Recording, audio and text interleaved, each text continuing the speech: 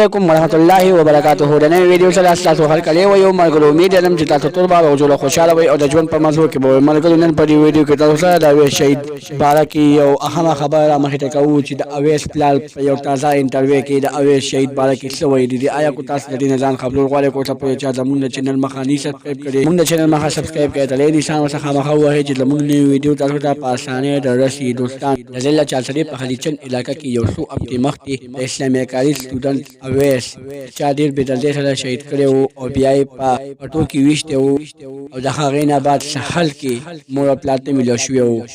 د هغې نه بعد ډېرې انټرویوانې شوې وې خو یو نوې تازه انټرویو راغلی ده او د اویس پلار پکې دا ویلي دي چې زه نور هېڅ هم مطالبه نه لرم، زه خالي دا مطالبه لرم چې ما د حکومت انصاف راکړي او زه انصاف ته ناست یم او ما ډېر ځل به تاسو واورئ چې زه به د اویس شهید په نوم باندې په کلي کې یو جومات هم جوړ کړم.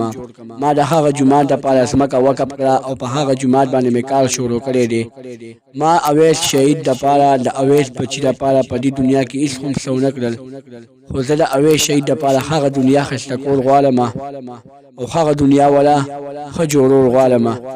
دغه یو څو ظالمانو خو ما د اویس شهید زما د زړه ټوټه، زما مستکبر، زما لاسونه، زما ملا تنلې هغې خو زما نه ویورو.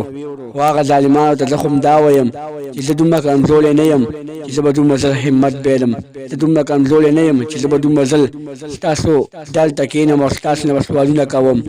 ما ته حکومت خو هم ښه انصاف راکوي، ما ته پولیسو خو هم ښه خبرې کړي دي او پولیسو ته دومره مطمئنه کړی یم چې پولیس راته وایي چې دې ځل به تاسو ته قاتل میلاو شي. مونږ قاتل ته 96% ورسېدلي وو او دې ځل به وشي چې مونږ قاتل ته 100% خو ورسو او تاسو ته به مخې ته کړو او بیا به د هغه قاتل نه خبرې اورو چې زما بچي، زما د ګل غوندې بچي، زما ملاتړینې بچي، زما مړ بچي هغه دوی په څه وجه مړ شوي. دوستانو که زموږ خبره خوښ شوې زموږ د چینل مخه سبسکرایب کړئ، تړۍ د شام څخه مخه ووهئ چې زموږ نوې ویډیو تاسو ته په اسانۍ دررسي.